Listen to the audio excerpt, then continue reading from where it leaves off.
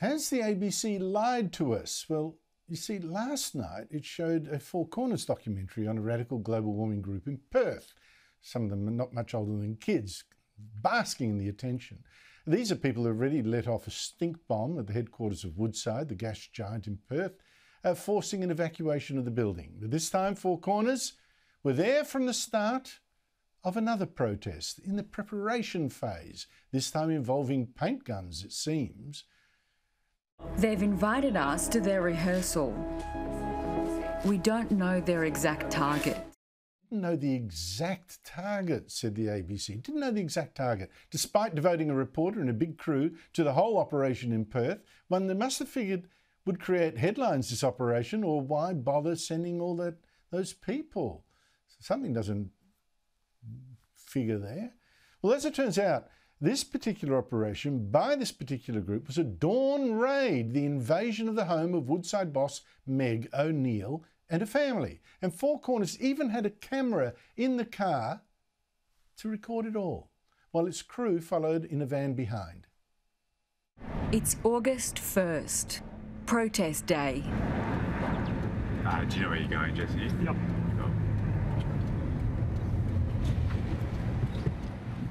Oh, I should tell everyone we're going to touch down in about what? 5 minutes. Yeah. Probably right on sunrise, I reckon. Anyone have any final words? Oh yeah. Bye, Tilda. Nice knowing you. I'm just very, very, very, very proud. This is the moment Tilda's been preparing for. You can tell these are people clearly feeling like they're stars of a drama much bigger than themselves, particularly with an ABC camera right there to capture them. They're acting, I mean, this is incitement in a way. Joining me is Sophie Elsworth, media writer of the Australian newspaper. Sophie, thanks for your time. As it turns out, police were actually waiting at Meg O'Neill's home and arrested the activists as soon as they set foot on the ground. But has the ABC lied to us about how much it knew about this planned home invasion? Because its statement at the time when it became a controversy, you and I were talking about it, claimed it was only just prior to the action that its Four Corners team received the tip to go to an address. They had no knowledge of what was at that address or that it was someone's home. Sophie, they had no knowledge of what action was going to occur there, and the ABC team in no way colluded with the activists. Do you believe that after watching last night's documentary?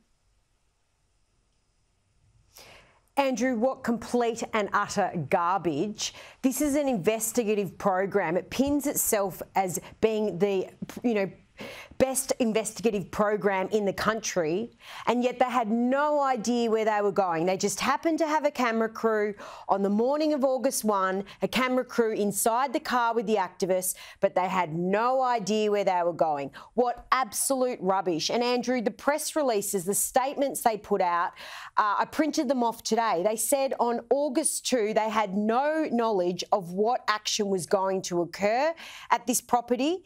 And then on August 11, they changed their tune, they did a review, and they said they did have some awareness of what was going on there. This is the ABC absolutely caught red-handed lying to the Australian public. And I think really tough questions, Andrew, need to be asked in Senate estimates. This is absolutely disgraceful. And this is what the media have to get from the ABC. They put out these statements. It was utterly wrong, utterly false. They were caught totally, telling falsehoods. This is absolutely shameful, and I really hope in Senate estimates in a couple of weeks the bosses are really put under the spotlight here and answers must be given about what on earth was going on.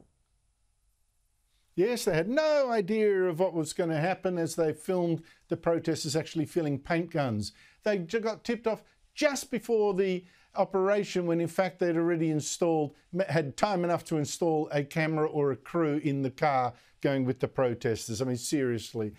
This documentary was so pro the protesters, making them seem like heroes, Sophie, and it was also demanding, the reporter was demanding the Police Assistant Commissioner to explain all those police arresting these protesters. Here's a couple more grabs.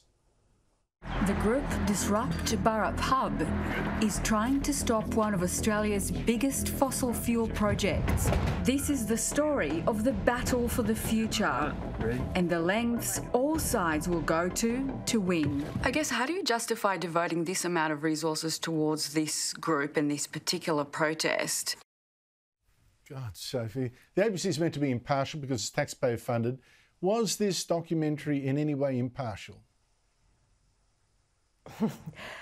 Andrew, that's almost a joke of a question. I know it is. We're paying for this kind of content. We're paying for this. The mums and dads, the people out there at home struggling with cost of living are giving the ABC $1 billion a year, and they're spending it on content like this, and then their communications team is putting out rubbish statements which are completely false, and then they hold a review and go, oh, sorry, actually they did know what was going on, but they didn't collude with them. This is a complete and utter joke. And as I said, there needs to be answers. David Anderson, the managing director, needs to be put before Senate estimates and told how could they put out a statement that was utterly false, utterly wrong, and then go, oh, we had a review. Actually, they did kind of know what was going on, but in no way were they in cahoots. What an utter load of rubbish. And I hope that Paul Barry does his job, Andrew, on Monday and goes to town on this. This is utterly disgraceful. Oh, Sophie, you are so naive. It comes from being so young, Sophie. When you get to my age, you will lose that naivety.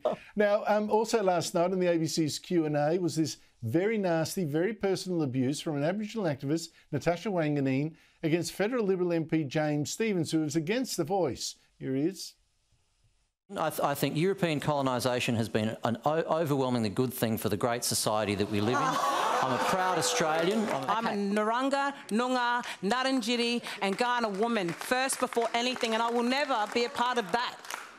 That is disgusting. Well, she chewed him out. That's only a short bit of it, but she chewed him out and said he was a disgrace, etc., etc. The host, Patricia Covellis, didn't seem to care that one guest was being abused so personally, also by the audience, abused by the audience. What do you make of it?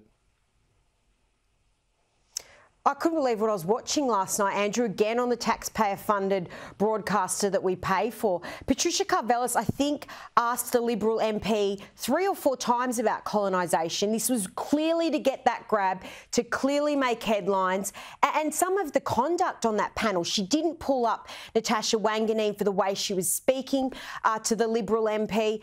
And then you hear the crowd cheering this on, as always. Where is the balance in the ABC? Someone in there is running this place. There's just no balance, Andrew, and that's why Q&A viewers are tuning off.